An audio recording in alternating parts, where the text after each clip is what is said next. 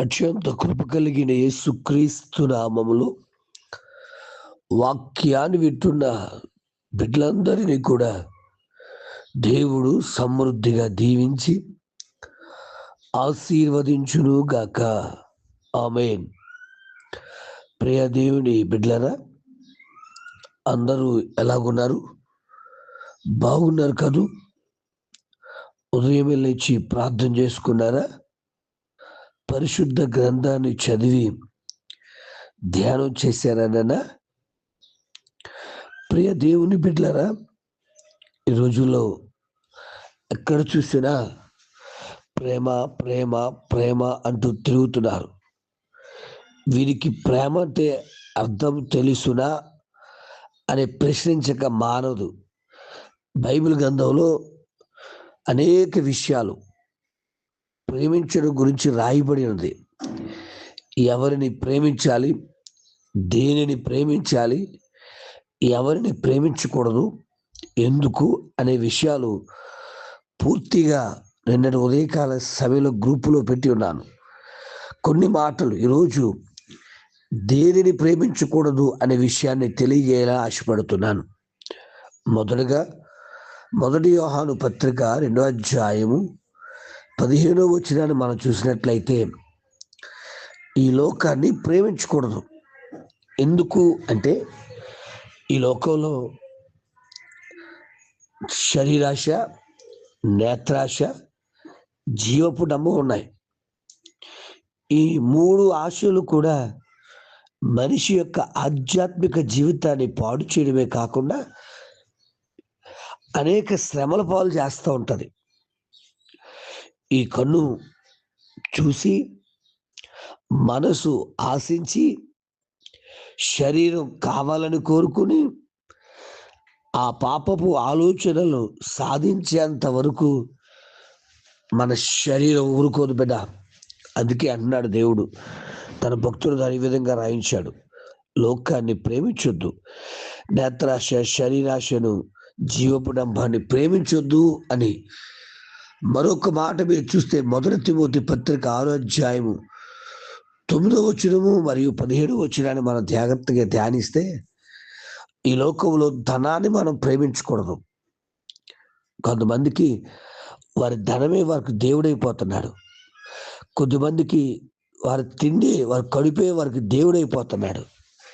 దేవుని బిడ్డలారా, ఈరోజు నువ్వు జీవించడానికి ధనం కావాలి, తినడానికి తిండి కావాలి. కానీ ధనమే శాశ్వతం కాదు, తిండే శాశ్వతం కాదు. దేవుని బిడ్డలారా, మరి ఉదయకాల సభలో దేన్ని ప్రేమిస్తున్నావు? ఒక్క నిమిషం ఆలోచించు. ధనాన్ని ప్రేమిస్తూ ఉంటే ఆ ధనము సమస్త కీడులకు మూలము అని మాట్లాడుతుంది.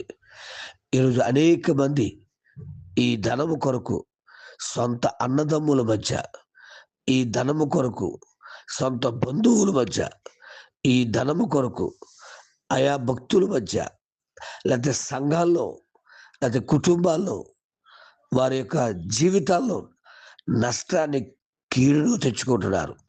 వాక్యం వింటున్న దేవుని బిడ్డ, మరి నీ పరిస్థితి ఎలాగుంది? ఒక్క నిమిషం ఆలోచించు. దేన్ని ప్రేమిస్తున్నావు? ఆలోచించు. మొదటగా ఈ లోకాన్ని ప్రేమించొద్దు. లోకంలో ఏమున్నాయి? నేత్రాశ, శరీరాశ, జీవపు డబ్బు ఉన్నాయి. రెండోది, తిండిని ప్రేమించొద్దు. తిండిని ప్రేమించి ఆశావు జ్యేష్ఠత్వపు హక్కును పోగొట్టుకున్నాడు. ధనాన్ని ప్రేమించొద్దు. ధనాన్ని ప్రేమించి ఇస్కరియోతు యూదా యేసు ప్రభువును అమ్మేసుకుని అయ్యో భయంకరమైన మరణాన్ని పొందుకున్నాడు. వాక్యం వింటున్న దేవుని బిడ్డలారా, జాగ్రత్త దయచేసి. ఇక 4వదిగా చూస్తే గనక దేవుని బిడ్డలారా, ప్రకటన గ్రంథం 22వ అధ్యాయం 15వ వచనం చూస్తే గనక, అబద్ధాన్ని ప్రేమించొద్దు. మాట్లాడితే సత్యం మాట్లాడు, తెలియకపోతే మౌనంగా కూర్చో. బుద్ధిమంతుడు ఎలాగుంటాడంటే మౌనంగా కూర్చుంటాడు. బుద్ధిహీనుడు తెలుసని చెప్పి నోటుకొచ్చినట్టుగా వాగేస్తూ ఉంటాడు. దయచేసి అబద్ధాన్ని, అబద్ధపు విషయాలను ప్రేమించవద్దు అని తెలియజేస్తున్నా.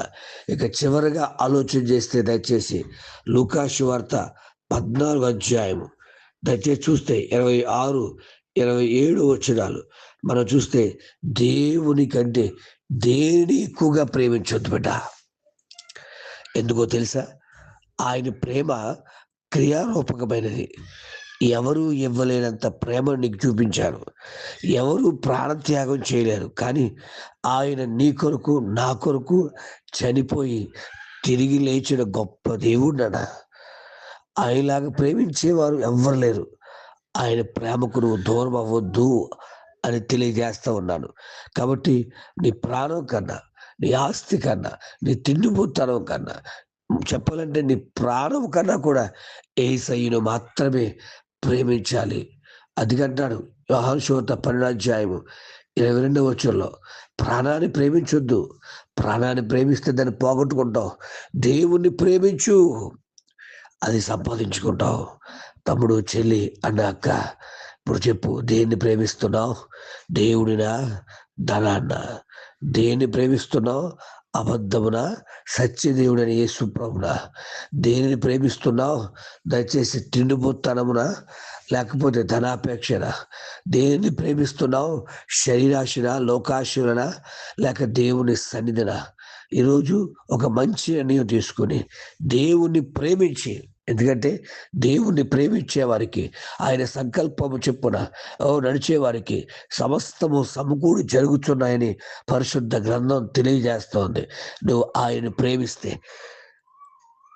ఆయన సంకల్పము చెప్పు నువ్వు జీవిస్తే, నీకు కలగవలసిన, నీకు రావలసిన, నీకు అవసరమైన ప్రతి ఆశీర్వాదాన్ని దేవునికి ఇవ్వడానికి ఇష్టంగా ఉన్నాడు. మరి ఎందుకు ఆలస్యం? ఈ రోజు నుంచైనా మనుషుల ప్రేమ అశాశ్వతమని, నీ ప్రేమ శాశ్వతమని తెలుసుకొని ఆయన ప్రేమించి ఆయన ఇచ్చే ఆశీర్వాదాలు పొందుకోవడానికి దేవుడు కృప దయచేయును గాక. ఆమేన్. తండ్రి, నీకు వందనాలు.